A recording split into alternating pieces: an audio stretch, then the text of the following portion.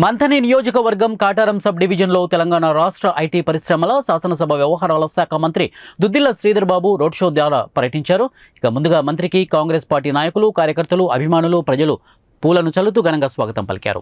అనంతరం కాటారం చౌరస్తాలో ఉన్న డాక్టర్ బిఆర్ అంబేద్కర్ విగ్రహానికి మంత్రి పూలమాలలు వేసి ఘన నివాళులు అర్పించిన అనంతరం రోడ్డు షో ద్వారా బైక్ ర్యాలీతో చింతకాని క్రాస్ వరకు రోడ్డు షోలో పాల్గొన్న అనంతరం తన తండ్రి ఉమ్మడి ఆంధ్రప్రదేశ్ మాజీ స్పీకర్ కీర్తిశేషులు శ్రీపాదరావు విగ్రహానికి పూలమాల వేసి ఘనంగా నివాళులు అర్పించారు.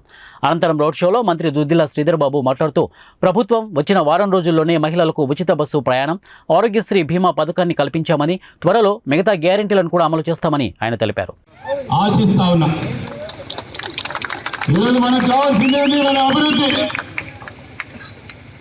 వారు తిట్టిన ప్రతి అంశాన్ని గుర్తుపెట్టుకున్నాం. మేము ఎవరెవరు ఏం మాట్లాడినా గుర్తుపెట్టుకున్నాం. ఎవరెవరు ఏం చేసిందో 9 సంవత్సరాల్లో గుర్తుపెట్టుకున్నాం. మా కార్యకర్తలు, నాయకులు ఎవరెవరు వేధించిందో గుర్తుపెట్టుకున్నాం. తస్మాత్ మేము ఇప్పుడే చెప్తా ఉన్నాం, ఇంకా కూడా మీ బుద్ధి మారకుంటే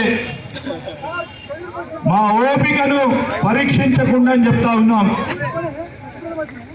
ఈరోజు మేము చెప్తా ఉన్నాం, మా లక్ష్యము ఈ ప్రాంత అభివృద్ధి, మా లక్ష్యము ఈ ప్రాంత సంబంధించిన సంక్షేమం.